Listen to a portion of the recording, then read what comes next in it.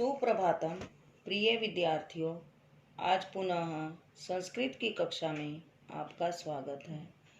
आज हम अपठित गद्यांश के बारे में जानेंगे। क्या आप जानते हैं कि अपठित गद्यांश क्या है? अति उत्तम। अपठित गद्यांश वह गद्य खंड है जो पहले कभी नहीं पढ़ा होता। कहने का अर्थ है कि हम उसे पहली बार पढ़ते हैं। यह अंश किसी अखबार, किसी लेख या किसी कहानी का भी हो सकता है। अब कहने का क्या अर्थ है? कहने का अर्थ है कि गद्यांश का क्या करना होता है। दिए गए गद्यांश पर आधारित कुछ प्रश्न दिए होते हैं, उनका उत्तर देना होता है। ये उत्तर उसी गद्यांश में दिए होते हैं। यही अपठित गद्यांश आधारित प्रश्न उत्तर कहे जाते हैं। अपठित गद्यांश के प्रश्नों को हल करने के लिए हमें कुछ बातों का ध्यान देना होगा। ध्यान देने योग्य बातें। सबसे पहले अपठित गद्यांश को ध्यानपूर्वक पढ़ना चाहिए। प्रमुख बातों को लिख लेना चाहिए। उनके भाव या अर्थ को समझना चाहिए। प्रश्न की विभक्ति, वचन और लिंग के अनुसार उत्तर की विभक्ति, वचन और लिंग का प्रयोग करें। एक पद के लिए एक ही पद में उत्तर दें। विशेषण विशेष्य का ध्यान रखें। आइए अपठित गद्यांश का अभ्यास करते हैं। कस्मिंश्चित् वन प्रान्ते एकः आश्रमः आसीत्। किसी वन प्रांत में एक आश्रम था।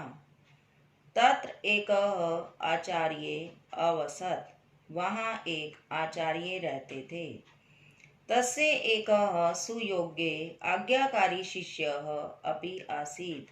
उनका एक सुयोग्य आज्ञाकारी शिष्य भी था। आश्रमे एकदा अतिवृष्टि अभवत्। अतिवृष्टि का अर्थ है बहुत वर्षा। आश्रम में एक बार बहुत वर्षा हुई। आचार्य स्वप्रियं शिष्यं आरुणिम अवदत्। आचार्य अपने प्रिय शिष्य आरुणि को बोले, प्रिय शिष्य, क्षेत्रं गत्वा जलस्य अवरोधं कुरु। खेत में जाकर जल को रोकने का कार्य करो। आरुणि क्षेत्रम अगच्छत्। क्षेत्रम का अर्थ है खेत। आरुणि खेत में गया। सह बहु प्रयासम अकरोत्। उसने बहुत प्रयास किया, परंतु जलम न अवरुद्धम। लेकिन जल नहीं रुका। आरुणि जलम अवरोधम स्वयमेव जले अतिष्ठत्। आरुणि जल को रोकने के लिए स्वयं ही जल में बैठ गया। इस प्रकार आज्ञाकारी होने के कारण आचार्य के द्वारा उपदेश दिया गया है, तो मुझे यह कार्य करना ही है। एक पदेन उत्तरत्। एक पदेन का अर्थ है एक पद में ही उत्तर दो। एकः आश्रमः कुत्र आसीत्। एक आश्रम कहाँ था? वन में, वने। आरुणि कुत्र अगच्छत्। आरुणि कहाँ गया? आरुणि कहाँ गया था? खेत में। क्षेत्रम। आश्रमे एकदा किम अभवत्। आश्रम में एक बार क्या हुआ? क्या हुआ था एक बार आश्रम में? बहुत वर्षा। बहुत वर्षा की क्या संस्कृत होती है? अतिवृष्टि ही। आरुणि जलम अवरोधम स्वयमेव कुत्र अतिष्ठत्। आरुणि जल को रोकने के लिए स्वयं ही कहाँ बैठ गया था? जल में, जले। पूर्ण वाक्येन उत्तरत्। पूर्ण वाक्य का अर्थ है पूरे वाक्य में उत्तर दो।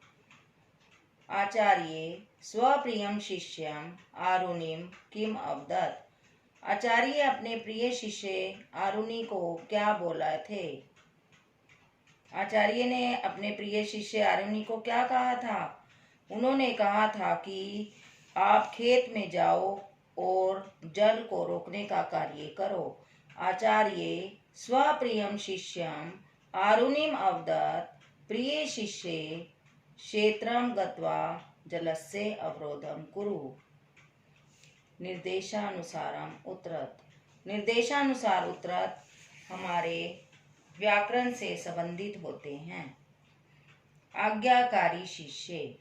अन्योपद्यो किम विशेषण पदम।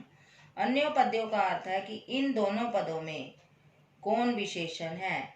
आज्ञाकारी शिष्य, ये हमारे दो पद हैं, इनमें से कौन सा शब्द ऐसा है जो विशेषण है। तो शिष्य की विशेषता है कि वह आज्ञाकारी है, इसलिए आज्ञाकारी हमारा विशेषण है। अगच्छत इति पदे कै धातु। अगच्छत कौन सी धातु है। गम धातु। गत्वा इति पदे कै प्रत्यय। गत्वा कौन सा प्रत्यय है। गम जमा कत्वा। गत्वा। कत्वा कैसे लिखेंगे आप। क आधा क आधा त व को आ की मात्रा कत्वा। बच्चों, तो आज हमने अपठित गद्यांश का अभ्यास किया। इस प्रकार अपठित गद्यांश करते समय इन महत्वपूर्ण बातों का ध्यान रखना आवश्यक है। धन्यवाद।